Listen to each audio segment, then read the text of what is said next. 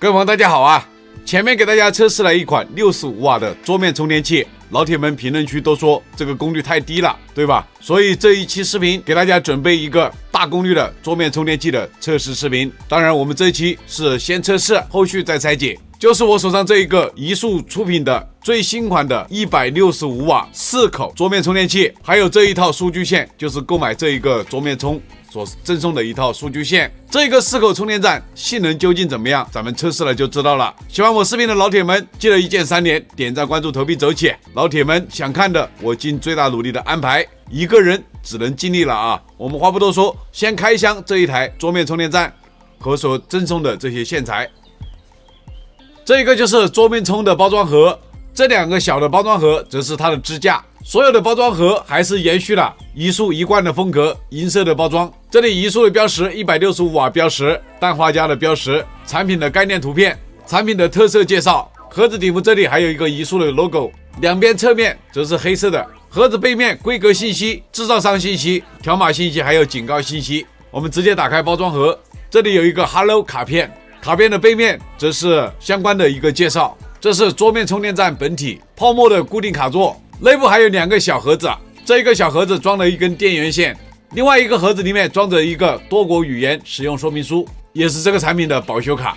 充电站本体外部包有这种透明磨砂的塑料膜，这个充电站摸上去表面是很爽滑的一种磨砂质感。这个袋子里面则是装的电源线，同样是采用的一种8支电源线啊。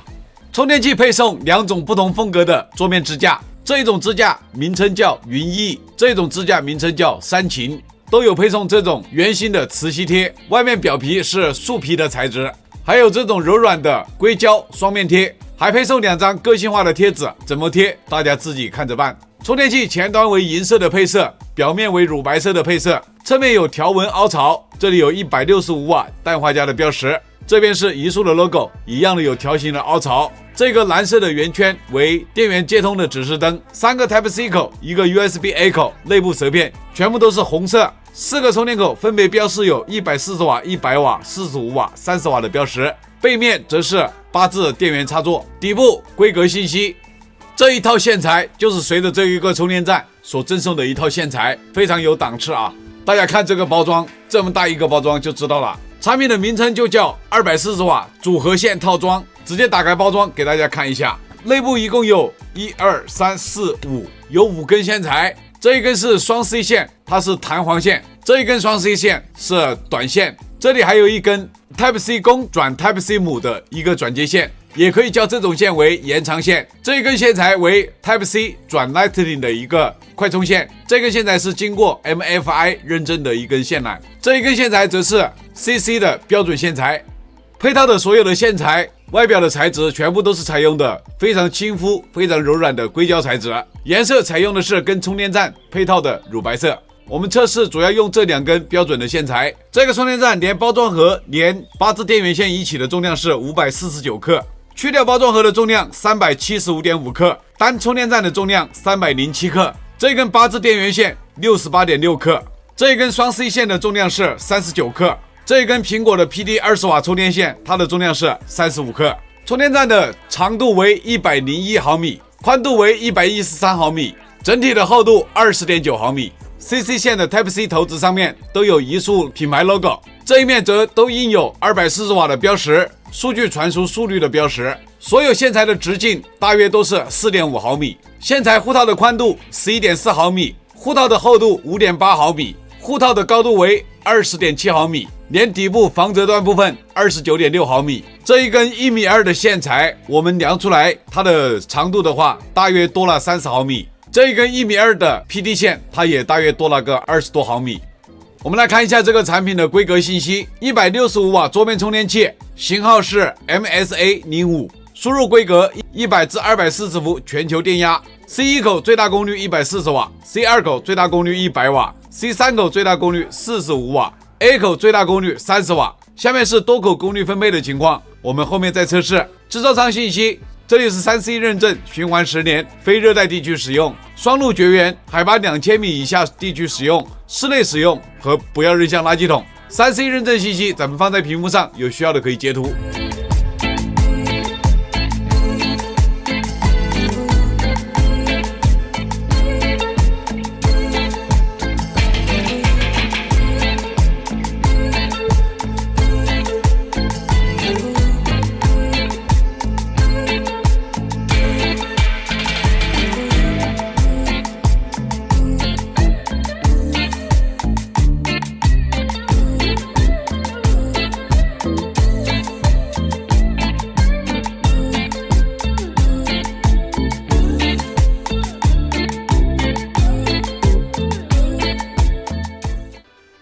测试部分的内容，我们先来测试这4个充电口所支持的快充协议的情况。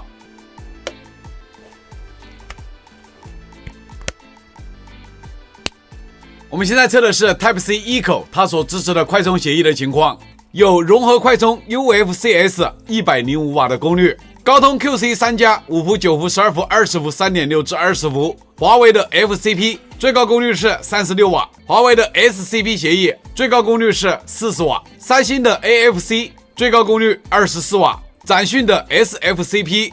这一个 TFCP 第一次见，有知道的朋友们，评论区或者弹幕打一个消息，让我看一看这个是哪一家的充电协议。点进去，功率是 136.5 瓦，非常高的功率啊。然后联发科的 P1 加和联发科的 P1 加 2.0， 这下面是 PD 3.1 140瓦 EPR PPS QC5。PD 3.1 点进去，固定档位5个，最高是28伏5安 ，PPS 3.3至21伏的5安。这是一个大功率的 PPS， 然后下面2个是 DCP、SAM 和 Apple 2.4 3个基础功率，然后这是 Type-C 2口协议支持的情况，有高通 QC 3加5伏、9伏、12伏、20伏、3.6至20伏，华为的 FCP 功率就变成了24瓦，华为的 SCP 功率就变成了22瓦，三星的 AFC 功率也是24瓦。展讯的 SFCP， 联发科的 P1 加，联发科的 P1 加 2.0， 然后这下面是 PD 3.0 100瓦的档位 ，PD 3.0 点进去，固定档位5个，最高20伏5安100瓦 ，PPS 档位有一个3.3至21伏的5安，也是一个100瓦的 PPS， 下面3个则是基础功率。然后我们现在测的是 Type-C 3口协议支持的情况，这一次测出来，除了 PD 3.0 以外的协议，其他的这些协议跟 Type-C 2口是一模一样的。PD 3.0 的话，点进去固定档位是5个，最高20伏 2.25 安，45瓦功率。PPS 则是 3.3 至11伏的5安，50瓦的一个 PPS。现在则是 USB A 口协议支持的情况。这个 USB A 口的协议，除了没有 PD 的协议，其他的跟刚刚测的 Type-C 3口是一模一样的。手机部分的兼容性测试，我们先从小米手机开始。Type-C 一口的功率只有15瓦左右 ，Type-C 2口的功率也是一样的，只有15瓦左右，没有启动 PPS。Type-C 3口则启动了小米的 PPS 快充，真实功率跑到27瓦左右，这个功率也是很不错的。华为手机的充电兼容性，我们用这一个荣耀60来测试。Type-C 一口启动超级快充，真实功率可以跑到20瓦左右。Type-C 2口也可以启动超级快充，同样的真实功率也在20瓦左右。Type-C 3口也是一样的超级快充，功率的话也是一样的啊。USB A 口一样的超级快充，功率的话也是差不多的，也是20瓦左右。这部手机是绿厂的 OPPO A3， 它可以支持 UFCS 融合快充。Type-C 一口顺利的启动融合快充的，它的起始功率的话大概就是24瓦左右。Type-C 2口没有融合快充，它的功率就低多了啊，只有12瓦多。Type-C 3口也是一样的，没有融合快充，功率的话只有12瓦多。但是这一台手机也是绿厂的新款的设备，它不仅可以支持融合快充，还有 PPS 快充。Type-C 一口顺利的启动融合快充 ，Type-C 2口顺利的启动 PPS 快充。真实功率可以跑到26瓦左右 ，Type-C 3口一样的启动 PPS 快充，真实功率也可以跑到26瓦左右。这一部手机是蓝厂的设备，它可以支持融合快充，也可以支持 PPS 快充。Type-C 一口启动 UFCS 44瓦的功率，真实功率跑到33、34瓦的样子。Type-C 2口启动 PPS 快充，真实功率在22瓦左右。Type-C 3口同样的启动 PPS 快充，真实功率也在22瓦左右。这一部手机是荣耀100，它可以支持100瓦的 PPS， 这3个 Type-C 口都有 PPS 协议，而且还有华为的协议。我估计这个启动不了 PPS 快充啊。果不其然啊 ，Type-C 一口启动的是超级快充 ，Type-C 2口一样的启动了超级快充 ，Type-C 3口也是启动了超级快充，而且3个充电口的真实功率都只有20瓦左右。这一部手机是三星的老款设备 Note 10加。Type-C 一口可以显示超快充电 2.0， Type-C 2口也是显示了超快充电 2.0， Type-C 3口也是一样的，真实功率可以跑到17瓦左右，3个充电口都是的。如果是新款的三星设备的话，它的功率会更高啊，因为这个是有11伏5安的 PPS。这个移速165瓦桌面氮化镓充电站，咱们实际充电测试就采集它的 PPS UFC-S 和苹果 PD 的充电曲线图。首先我们采集这一个小米手机的 PPS 充电曲线图，目前这个手机的电量还有 14%， 这个小米手机已充到92个电，已经转为了涓流充电。我们看一下充电曲线图，前面28分钟时间啊，27到28瓦的功率一直持续在充电，充到80以后它就开始降功率，这里一个凹槽，是我把屏幕亮了一下，然后它就出现了一个凹槽，然后功率又拉上来了，充到 90% 就转为基础功率再充电，从 14% 的电充到 90% 的电，它只花了40分钟左右，充电速度还可以啊。然后我们来看一下温度，最高温度是 35.6 度，这个给手机充电的话基本上就没什么温度了。测试的时候我们室内的温度20度左右。我们用这一部 OPPO 的 A3 来采集融合快充的充电曲线图，目前这个手机的电量只有 1%， 充电已完成。我们看一下充电曲线图，这就是一个标准的 UFC-S 融合快充充电曲线图，起始功率是24瓦，充到 90% 的功率是27瓦，然后呈阶梯状下降功率，直到充满电。从 1% 的电充到100的电，这个是非常完整的一个时间，是57分钟，充电速度还是非常不错的。20多瓦的功率的话，对于这160瓦的充电站没有考验啊。最高温度是 35.2 度，我们室内的温度还是20度左右。苹果手机的充电测试，我们就用这一个苹果14，目前这个手机的电量还有 19%， 我们充到 80%， 看一下它的充电曲线就可以了。充电所用的线材就是用这一根硅胶的 MFI 认证的线材来测试。这一部苹果14已经充到84个电了，我们看一下充电曲线图，大家看一下，经常看我视频的一看就知道啊，这是非常标准的一个苹果充电曲线图。因为这个手机从 19% 的电开始充的，所以说它没有起始功率，直接就是20瓦的功率，持续了大概7分半钟时间，降到16瓦的功率，大概充了8分钟时间，然后又降到11瓦的功率，充了6分钟左右，然后最后就是降到6瓦的功率，充了几分钟时间就充到 80%。这个手机从 19% 充到 80%， 一共只花了44分钟时间，充电速度还可以。我们来看一下温度，这个是接着上一个充电来的，所以这个温度曲线看着比较平，最高温度是 34.6 度，我们室内的温度还是20度21度的样子。这个充电站手机充电的话根本就考验不出它的温度，我们现在就是直接拉它的165瓦满功率，我们对它进行烤机测试。非常神奇的是，这个充电站总输出功率竟然可以高达200瓦，大家看一下，这边135瓦输出，这边是62瓦输出，总功率就是198瓦，也就是200瓦的功率，有点逆天了啊！它明明标的是165瓦。这个充电站第一次烤机确实是给了我一个惊喜啊！大家看一下充电曲线图，我一共运行了1小时20分钟时间，前面27分钟足足的200瓦的功率一直在运行，在27分钟的时候 Type-C 2口它就降了一半的功率，变成了30多瓦，曲线图上面看得很清楚。Type-C 1口135瓦一直在持续的运行。我们来看一下温度曲线图，27分钟的时候温度就已经在58度的样子，它的功率就直接降了30瓦，后面就一直稳定在60度附近徘徊。整个测试过程，我们用热像仪也采集了2张温度图片，一张图片是27分钟降功率的时候，它的温度是 62.3 度，一张是最高温度的时候是 63.2 度。测试的时候，我们室内的温度还是20度左右。咱们这一次进行的是140瓦的烤机，大家看一下充电曲线图，140瓦足足运行了接近1小时40分钟啊，这个功率非常的足。我们刚刚已经拉到200瓦，对这个137瓦肯定对它没什么压力。我们来看一下温度，温度大概在40多分钟的时候就已经稳定了啊，基本上就是在55度左右徘徊，最高的温度也就是56度。在温度最高的时候，用热像仪也采集了一张温度图，最高的时候是 58.3 度。测试的时候，我们室内的温度也是20度左右吧。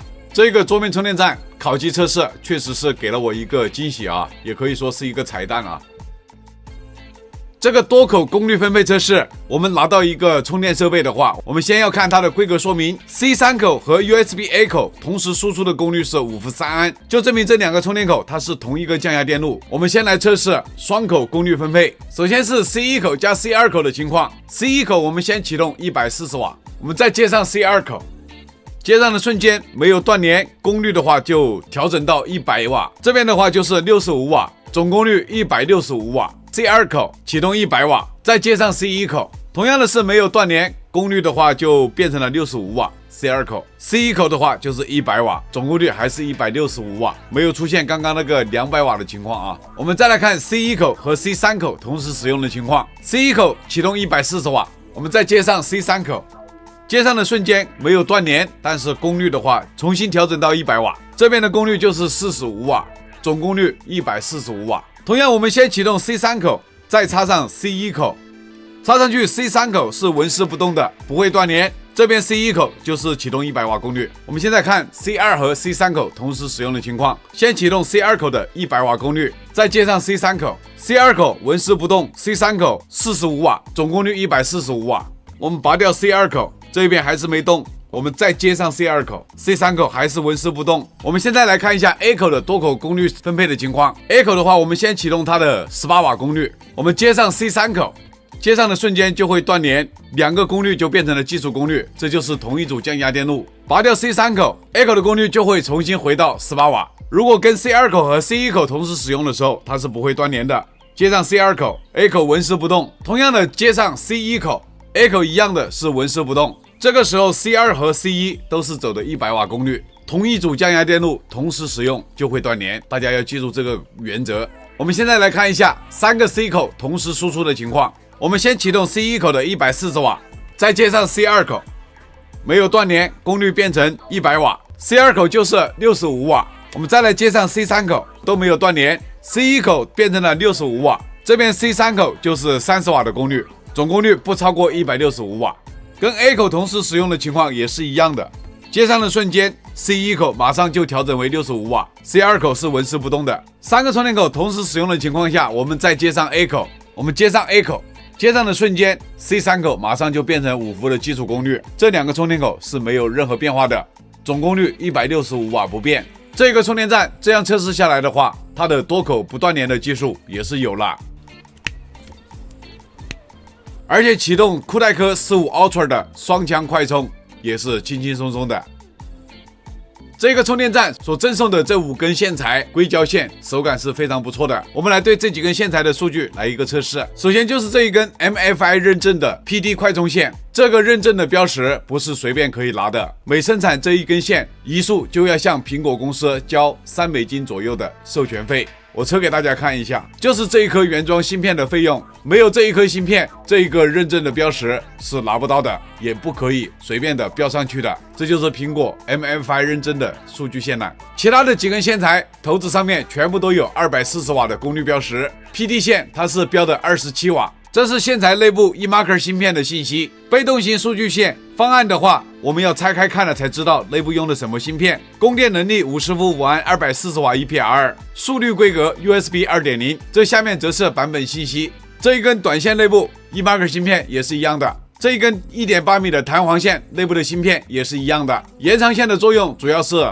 把这些短的线把它变长，我们接上去，它就是一个完整的 CC 线。我们来测试一下这一根 1.2 米长的 CC 线它的线阻的情况。用志祥的仪表测试出来，它的线阻为126毫欧，1.2 米长，这个线阻还算是可以的。1.8 米长的弹簧线，它的线阻为175毫欧左右，也还算是不错的，毕竟长度在那里。这根线材的压降值的情况，我们以这个 1.2 米长的为准，测试15伏和20伏1安3安的压降值。15伏1安的压降值 0.13 伏，15伏3安的压降值 0.37 伏，20伏1安的压降值也是 0.17 伏，20伏3安的压降值 0.37 伏，20伏5安这边100瓦输出，这边97瓦输入，损耗功率大约3瓦。28伏5安140瓦功率，这边输出140瓦，这边输入就是137瓦，丢失功率也是大约3瓦。这个移速165瓦氮化镓桌面充电站，它的电能利用率表现怎么样？我们马上来测试它的电能利用率，也就是它的转换效率的情况。首先是110伏60赫兹的状态，插电是没有滥用功耗的，但是它这个功率波动的话，一直就是0点几瓦的波动啊。经过几分钟测试下来，110伏综合平均待机功耗大约是 0.6瓦左右。首先是5伏3安15瓦功率的时候，110伏输出 18.7 瓦，这边直流输出 14.9 瓦。折算下来转换效率80%。9伏3安27瓦功率，110伏输出31.7瓦，这边直流输出26.9瓦，折算下来转换效率85%。12伏3安36瓦功率，110伏输出41.7瓦，这边直流输出35.9瓦，折算下来转换效率86%。15伏3安45瓦功率，110伏输出51.3瓦，这边直流输出44.9瓦，折算下来转换效率88%。20伏3.25安65瓦功率，110伏输出72.6瓦，这边直流输出64.9瓦，折算下来转换效率89%。20伏5安100瓦功率，110伏输出110.3瓦，这边直流输出99.2瓦，折算下来转换效率90%。28伏5安140瓦功率，110伏输出155.7瓦，这边直流输出139瓦，折算下来转换效率89%。现在是220伏50赫兹的状态，插电的瞬间浪用功耗是4.3瓦。它这个待机功耗的话，一直就是0.3到1.2之间波动。经过几分钟测试，220伏平均下来综合的待机功耗大约是0.7瓦左右。现在是5伏3安15瓦功率的时候，220伏输出18.9瓦，这边直流输出14.9瓦，折算下来转换效率79%。9伏3安27瓦功率，220伏输出31.9瓦，这边直流输出26.9瓦，折算下来转换效率84%。12伏3安36瓦功率，220伏输出41.6瓦，这边直流输出35.9瓦，折算下来转换效率86%。15伏3安45瓦功率，220伏输出51瓦，这边直流输出44.9瓦，折算下来转换效率88%。20伏3.25安65瓦功率，220伏输出72瓦，这边直流输出64.9瓦，折算下来转换效率90%。20伏5安100瓦功率，220伏输出108.9瓦，这边直流输出99.2瓦，折算下来转换效率91%。28伏5安140瓦功率，220伏输出153瓦，这边直流输出139.1瓦，折算下来转换效率也是91%。这一个充电站经过7个直流电压的档位的测试，我们换算出来110伏它的综合平均转换效率为86.7%，220伏它的平均转换效率87%，这个转换效率也是非常不错的啊。大家要知道，咱们测试的转换效率涉及到 AC 转 DC， 再从 DC 转 DC， 有这样的转换效率，确实是很不错的成绩啊。